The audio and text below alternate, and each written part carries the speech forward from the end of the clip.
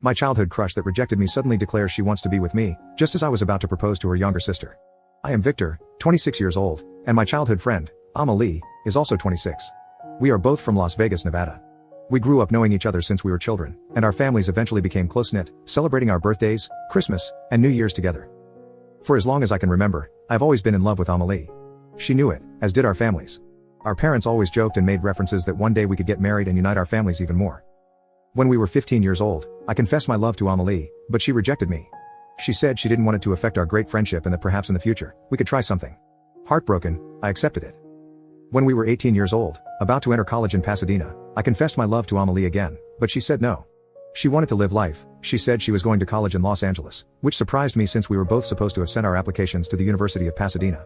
Pasadena is in California, just like Los Angeles, but I was shocked by what Amelie told me. I didn't think she had those thoughts. She went on to tell me that one of her friends, with whom she was also going to Los Angeles, told her to live her life, saying that university education was the best way to grow up as a person. This way, she could experience everything, and when she entered marriage, she would do so without any regrets. She encouraged me to do the same and said that when we met again, we would be ready to start something. I didn't say anything in response, I just nodded since I understood that Amelie didn't view relationships and commitment the same way I did. This is how I started my university life with a broken heart. From time to time, I would look at Amelie's social networks and see how she posted pictures of the parties she attended at the university with other boys and girls. This made me feel sad, and it started to affect my academic performance. When I realized this, I decided to leave Amelie behind and focus on myself and my studies. I spent a year focusing on improving in college and started exercising, as I wasn't in good shape. One day, while running around the university, I saw a young woman who looked familiar. It was Amelie's younger sister, Haley. I was surprised and went to greet her. She was also surprised and blushed, which I thought was very sweet. I asked her what she was doing at this university and joked, "You didn't come here just to meet me, did you?" That made her blush even more, and we both laughed. I remembered that when we were younger, Haley and I barely talked since I only had eyes for Amelie. Whenever Haley was alone with me, she would always find an excuse to leave. I asked Haley if she wanted me to show her the campus. A little nervous, she said yes.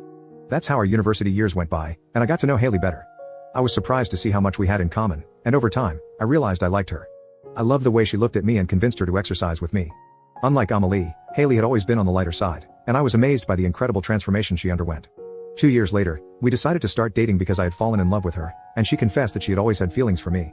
However, she knew I only had eyes for Amelie and didn't want to interfere with my love for her sister. Knowing that Haley was that kind of woman made me love her even more. By the time I graduated, I decided to stay in Pasadena, look for a job, and find an apartment while waiting for Haley to finish her final year of college. During the years we were in college, Haley and I would come home in the summer and spend time together, but Amelie never came back. She said she was too focused on her studies. Haley and I decided not to tell our parents about our relationship since we knew they might meddle a bit. We planned to tell them later.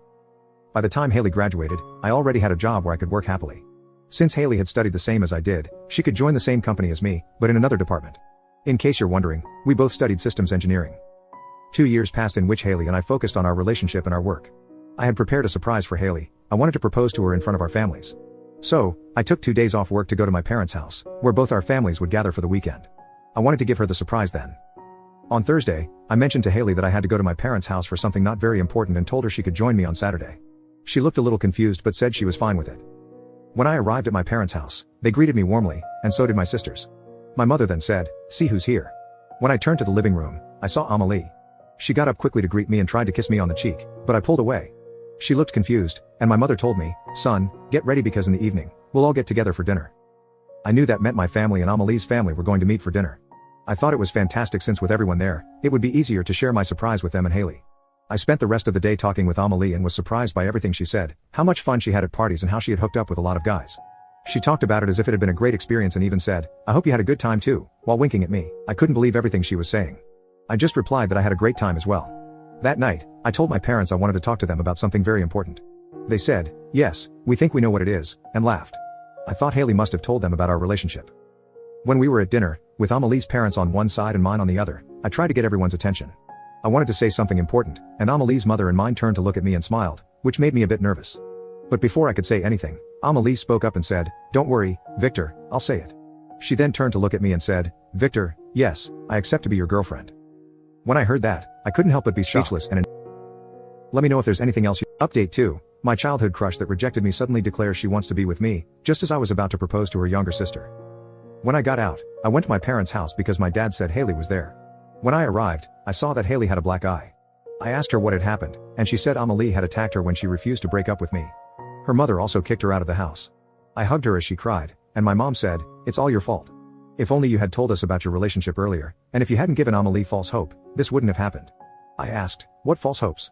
Haley explained that Amelie had shown their parents fake messages, supposedly between me and her, where I gave her false hope. But even after seeing that, Haley didn't believe her. That's when Amelie exploded and punched her. I hugged Haley again and told her everything would be fine. My mom, still upset, said, "Because of this, our New Year's celebration was ruined." My dad told her to shut up. He then came up to us and said, "No matter what others say, I give you my blessing to get married." He hugged us, and having my father's support made me very happy. Then my dad asked, "Can you give me an explanation for why Amelie is so angry with you?" I replied, "I don't know, but I know something isn't right with her."